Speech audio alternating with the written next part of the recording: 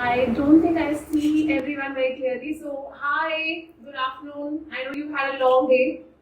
Um, it's a very beautiful way to start this closing ceremony. Very beautiful video. I'm also very happy that my husband is here with me today. It's probably the first time that he's seen me on stage speaking like this.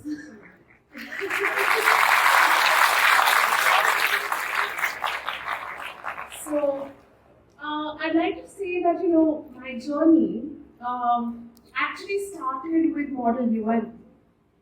I was in DPS Archeburum for my schooling from nursery to class 12, and like every website, I was hyper competitive because I think we are raised like that. In DPS we are always taught to be competing with ourselves and of course with everybody else.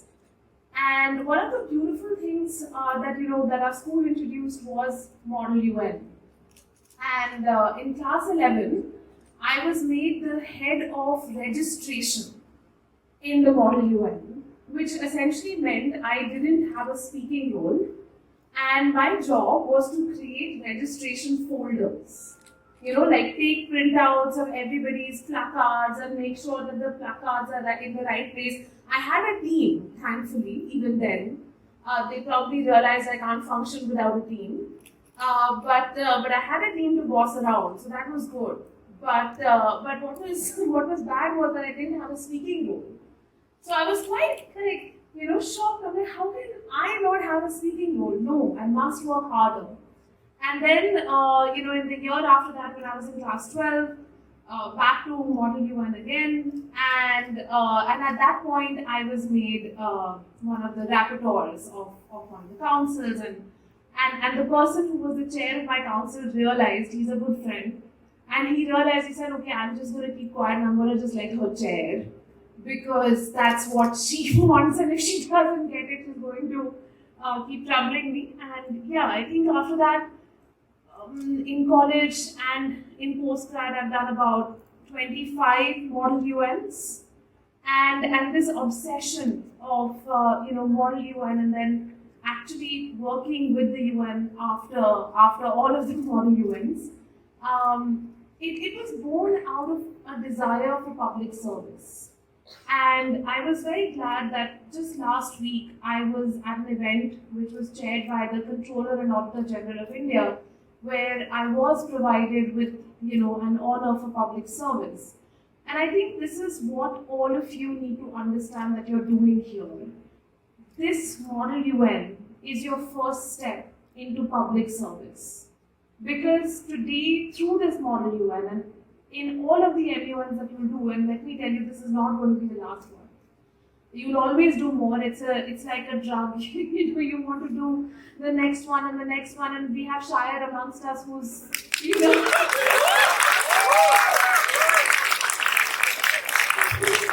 lost count of how many MUNs he's done.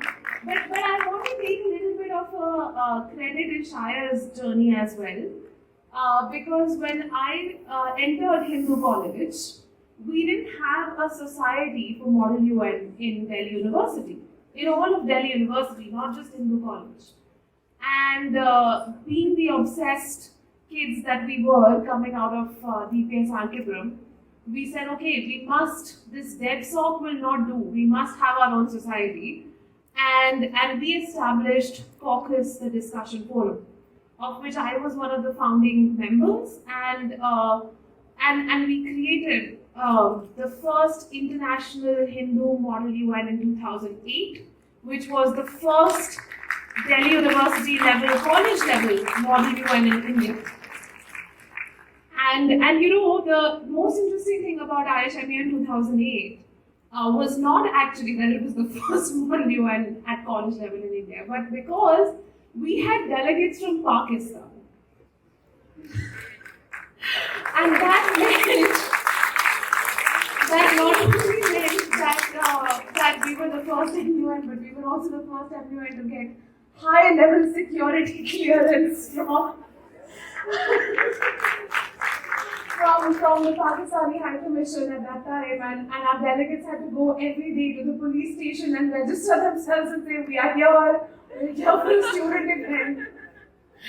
So that was our first brush with true diplomacy as students of the relationship between the countries. But the journey that even people like Shahid have had, he joined caucus when I was getting out of college basically, and we've been friends since then.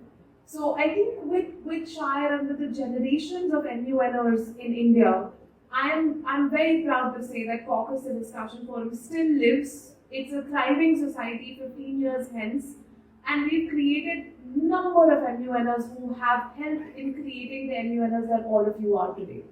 So I think that is really one of my biggest achievements of my life and career. After, of course, graduating from the LSE, I had a number of paths that I could follow. There was the option of going into consulting, staying back in the UK, which was, of course, a very hard option thanks to Theresa May, who did away with the post-study work visa just in the middle of my degree. But still, at that time, I was clear that I wanted to join the United Nations. And to get into the United Nations as a 21-year-old was not a very easy proposition. And MUNs helped me do that as well. Because of MUN, I was able to meet a number of UN officials who would come, sometimes be part of, like, say, for example, a chief guest who's come who works with the UN. I would approach them, I would say, I want to do an internship with you, I want to do a project with you, I want to write a paper with you, and keep on following them till they responded. And finally, it led to an offer from UN Women in New York, where I moved directly after my time in the UK at the LSE, and spent a good 1.5 or 2 years learning about, how the UN system worked, how New York, different organizations of the UN were centered there, how do things work in reality. They're of course very different from an MUN because you spend a lot of time writing and preparing briefing notes and talking to different country offices and representations. And I think I learned a lot there, but what I learned more than anything else was something about myself, which is that I can't sit in an office. And I think after that, I've never sat in an office. I've always been on the field, and the work that I've done with ADB, with World Bank, with GIZ, with all of the different international organizations that I advise and I don't actually join is because I can't sit in an office. I must be on the field. I must be with people researching and trying to understand why, even today, when it has been 75 years since our independence and India is one of the fastest growing economies in the world, why is the female labor force participation rate still one of the lowest in the world? And that is what the cause to which I was inspired to dedicate my life through my time in the UN, through my time in Africa where I worked, on the field, just to understand, what are the pathways for women to come out to be part of the economic, contribution in a fuller way, not only in terms of the unpaid work that they perform at home, but in terms of being part of the formal economy. And over time, I have been very fortunate to build my own team. And again, here I want to dedicate this to my husband because he's the one who came up with this name. So it's a funny story of how I set up my own company. I never thought that I would have my own organization. I am what I characterize as an accidental entrepreneur. And I told him one night, I said, I don't have enough work. I think, I need to have more work. He said, yeah, you should get more work. And then he suggested 10 ways in which I should get more work. And then I applied to a number of different organizations, and unfortunately or fortunately, they all gave me projects at the same time. And I said, okay, now if I have to implement all of this, I need help. I need a team. and I recruited, and then suddenly we had a team of 10 people who were all writing Office of Mitali Nikore, like in their designation. And that's when he said, okay, maybe you can call it Nikore Associates. I said, actually, sounds pretty like if anyone has seen the show Suits, it kind of sounds like that.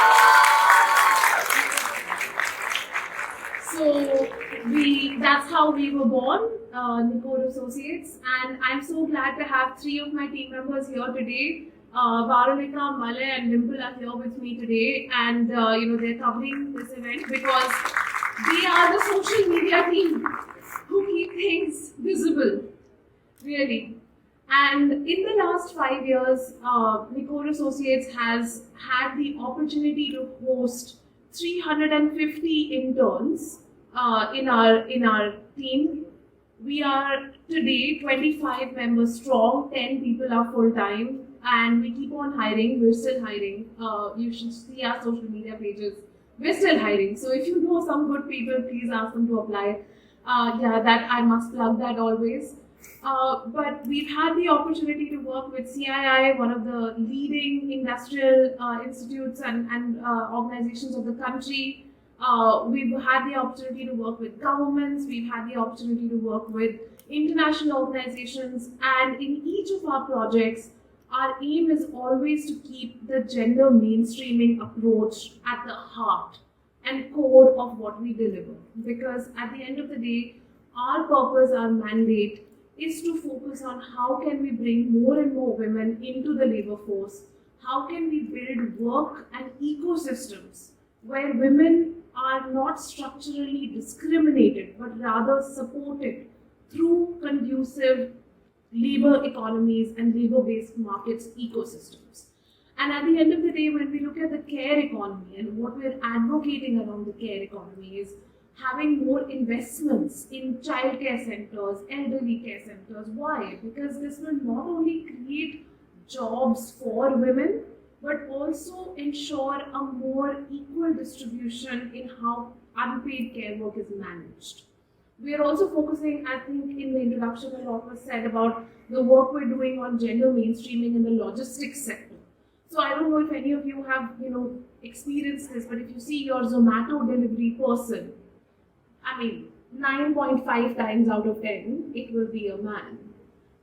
And similarly, in a lot of other platform economies in the gig workspace, we see more and more jobs getting created, but we also see men having greater share of employment, much greater share of employment in these new sectors of the economy. So we are working closely with different clients to try and find solutions on how we can have more and more women across different sectors, especially in logistics and in the platform economy. So I think it's been a journey. It's been a journey of the last 5 years in terms of building this organization, having the most amazing Gen Zs work with me. I think I've come a long way personally in terms of, finding it strange and hard to work with young people to now relying completely on my Gen Z team. So I'm very, very lucky to have such a great team. I'm very lucky to have a great team even at home, and to have such a supportive spouse who does all of the unpaid work in our house, like all of it. And with that, I want to thank the organizers for having me here and for giving me this opportunity to share my journey with all of the young people here today. And I'm so thankful that all of you are doing MUN. Remember, it's your first step into public service. Thank you.